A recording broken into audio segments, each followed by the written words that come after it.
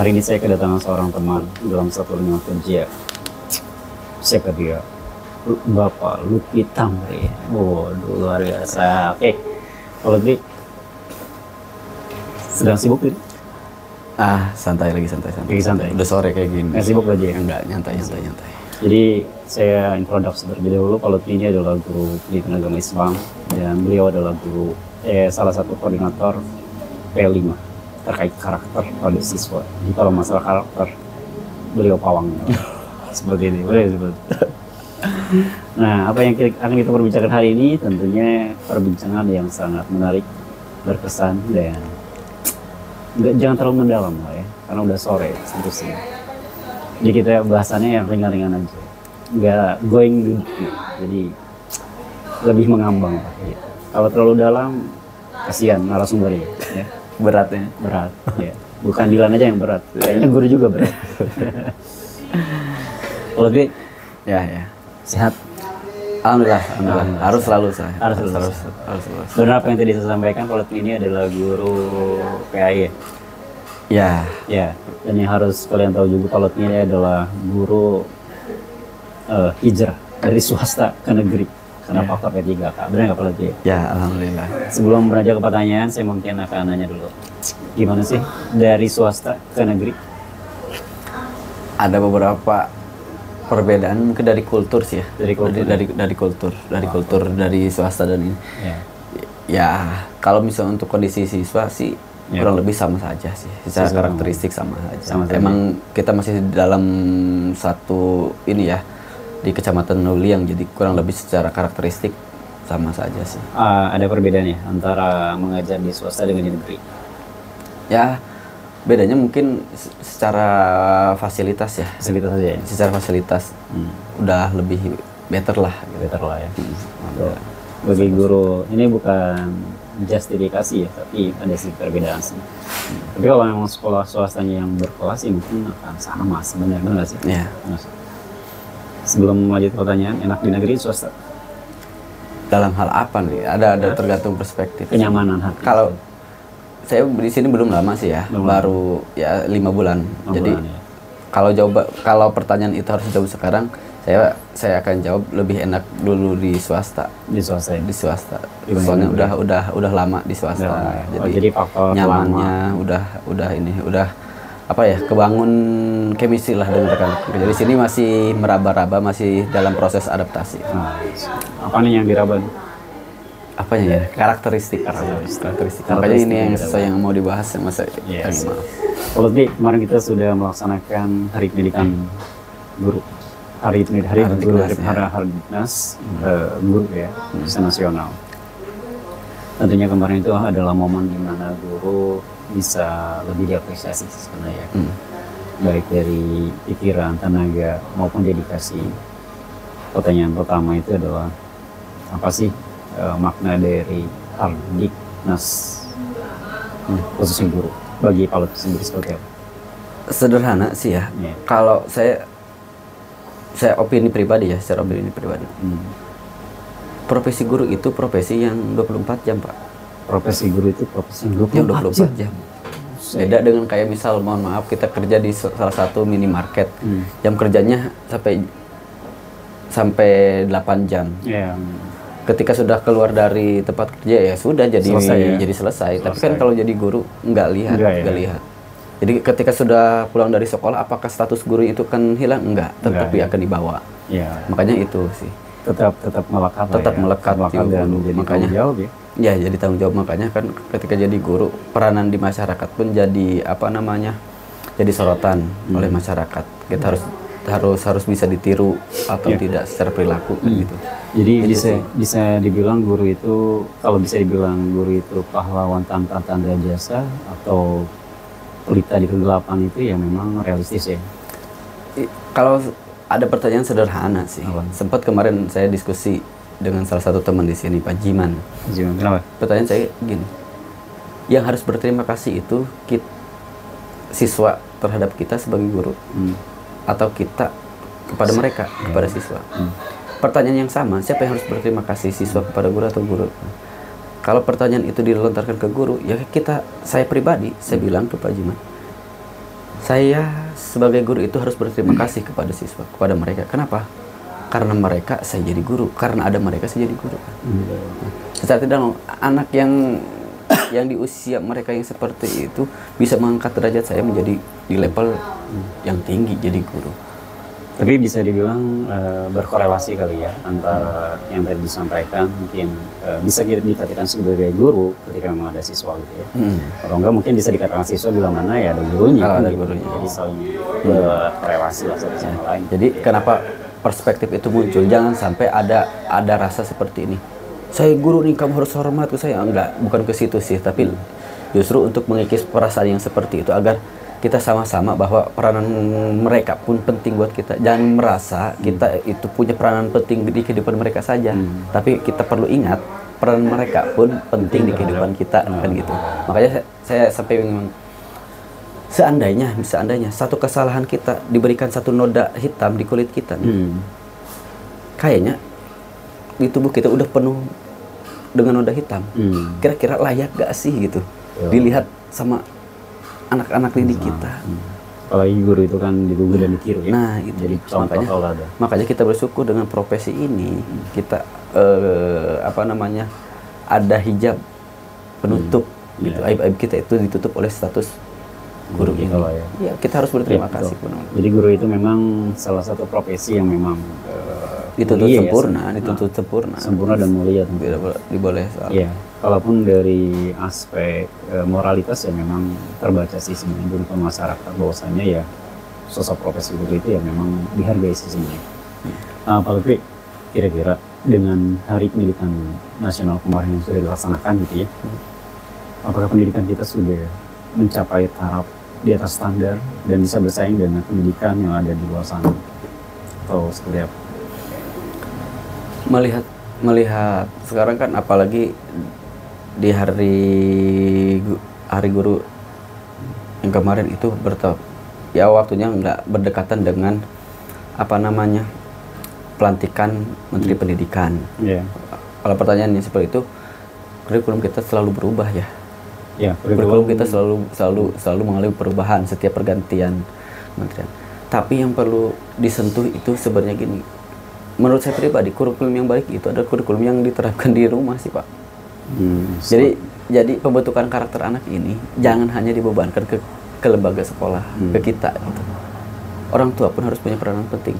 Secara rasio saja, waktu anak itu dengan kita dan waktu mereka dengan orang tua lebih banyak di mana? Ya, lebih banyak di luar orang tua lah ya. Ya, kira-kira waktunya lebih banyak sama kita atau sama orang tua kan gitu. Nah, hal itu jadi jangan sampai ketika si anak sudah disekolahkan, udah mempercayakan sepenuhnya ke sekolah, enggak juga. Peran orang tua di sini sangat penting. Makanya harus ada persamaan persepsi nih, bagaimana.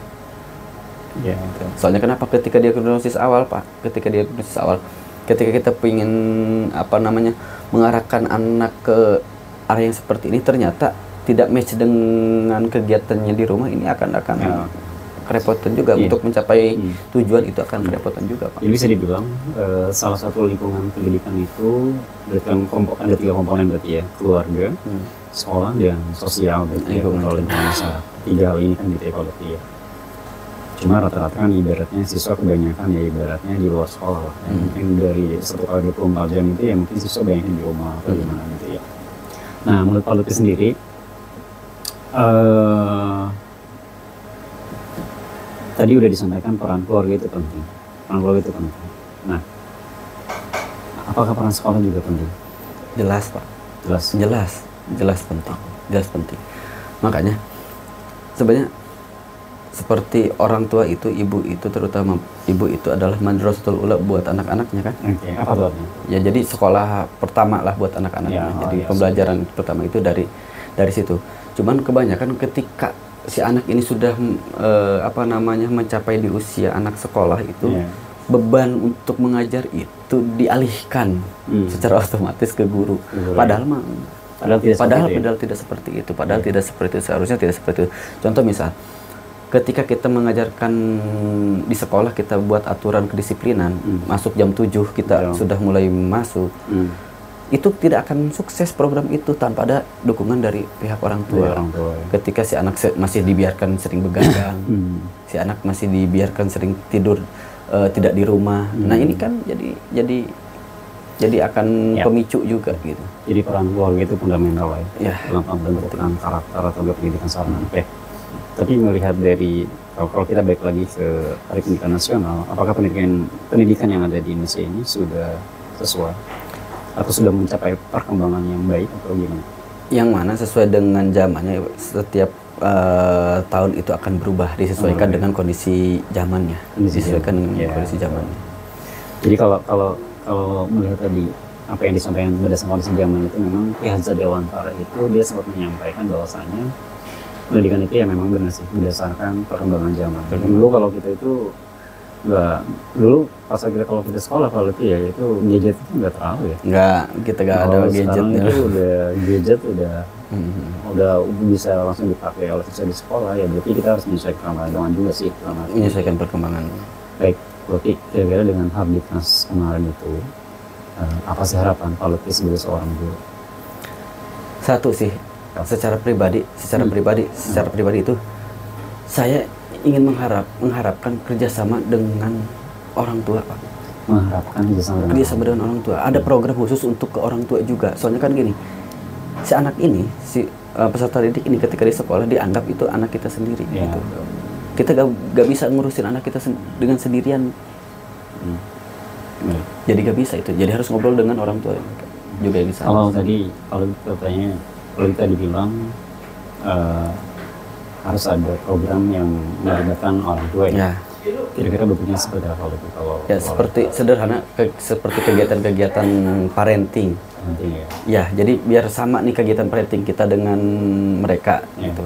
Soalnya sederhana Pak, ketika gini, ada anak dia ketika cerita ke kita sebagai guru mata pelajaran atau ke wali kelas, mereka cerita bahwa mereka itu kangen sosok ayah, meskipun nggak semua ya, kangen sosok ibu, kangen pengen disuapin, jadi ada sekat untuk cerita. Harusnya orang tua itu jadi tempat yang paling nyaman buat mereka berbagi keluh kesah kan gitu. Jangan sampai jadi sosok yang ditakuti buat mereka gitu. Nah ini sih, soalnya kenapa ketika orang tua jadi sosok yang ditakuti, ketika mereka ada problem ini. Nah, yang jadi kekhawatiran anak mencari pelarian di tengah-tengah permasalahan ini ke hal yang kurang baik gitu. Dan memang kejadian para siswa di sekolah yang kita ketahui memang sih kondisi permasalahan keluarga, baik broken home, perceraian atau masalah-masalah internal antara anak dengan orang tua itu memang kadang mempengaruhi mempengaruhi. Makanya yang saya bilang tadi, keluarga itu sifatnya fundamental. Berarti dari sisi keakraban, keharmonisan ya Pak Lutfi ya, kemudian saling menghargai antara orang tua dengan siswa itu harus dijunjung tinggi kayaknya. Harus. Berarti tadi ya yang dengan Pak Lutfi itu adanya program parenting berarti. Ya, soalnya ya yang saya lihat anak-anak yang berhasil itu secara etika, secara karakter di sekolah itu dilihat dari latar belakang. Jadi sikap anak itu mencerminkan kondisi keluarganya gitu. Secara garis besarnya seperti itu. Jadi ngelihat, ketika anak karakter seperti ini, kita sedikit punya gambaran, berarti kondisi keluarganya sepertinya. Jadi kalau tim memandang atau melihat karakter anak itu representatif dari keluarga sana. Keluarga. Salah satunya ya, salah satunya. Dan kita bisa tahu lah ya. Iya sih. Gelagat perilaku etika yang ada di siswa itu yang memang representatif dari keluarganya seperti itu. Contoh kalau misalkan mungkin ya, kalau buang sampah, kalau nggak jaga kebersihan, mungkin kita bilang kayaknya di rumahnya juga pasti jarang bersih-bersih. Atau kalau enggak kurang sholat tidak on time, tidak sholat dia mungkin di rumahnya juga nggak usah. Ya, makanya kan ketika saya tanya ada salah satu siswa, misal ketika dia sering nggak masuk, saya tanya ke orang tuanya kenapa susah dibanguninnya, katanya susah dibangunin. Ya berarti kan peranan orang tua ini, ya kan ada yang hilang gitu, ada yang hilang. Salah satu peran dari orang tua ini ada yang hilang. Makanya udah susah dibanguninnya, udah diemin aja jadi kan. Nah kita sulit. Harus ada kesepakatan sih. Betul. Jadi Bapak Ibu yang punya anak di rumah boleh keras, karena kalau kita ngelihat tahapan pendidikan menurut Rasul itu ya, kalau kita siswa SMA itu memang pendidikannya harus lebih ke arahnya ke pertemanan sih, lebih ke arah antara orang tua dengan anak itu membangun sifat pertemanan, tapi dengan etika juga. Dalam artian kita tidak bisa menyuruh anak begitu aja, tapi dengan sesuatu yang memang melalui pendekatan yang baik dari hati ke hati sih. Baik, kalau satu lagi pertanyaan dari saya. Dengan menteri saat ini, ya, yaitu M. Lutfi, ya, kira-kira ke depan pendidikan kita akan seperti apa? Dengan pemimpin yang baru. Kalau tadi bilang bahwasanya setiap ganti pemimpin ganti kurikulum, nah, gitu. Dengan pemimpin yang baru saat ini, pendidikan Indonesia itu kayak gimana ke depan? Yang pasti siapapun yang jadi sekarang terpilih jadi menterinya itu nggak mungkin asal ya kita jadi. Dan insya Allah mudah-mudahan sesuai dengan kapasitas dan kapabilitasnya. Yang pasti yang sering saya garis bawahi gini, kita itu akan diberikan pemimpin sesuai dengan karakter umatnya. Jadi kalau kita pengen punya pemimpin yang baik, ya berarti ya kitanya dulu diperbaiki. Itu sih. Itu mungkin statement yang bisa saya garis bawahi ya. Opini lah, ini hanya opini lah, opini pribadi. Baik, itu tadi percakapan saya dengan Pak Lutfi, salah satu guru SMP yang bersekolah, yang semoga bermanfaat dan insya Allah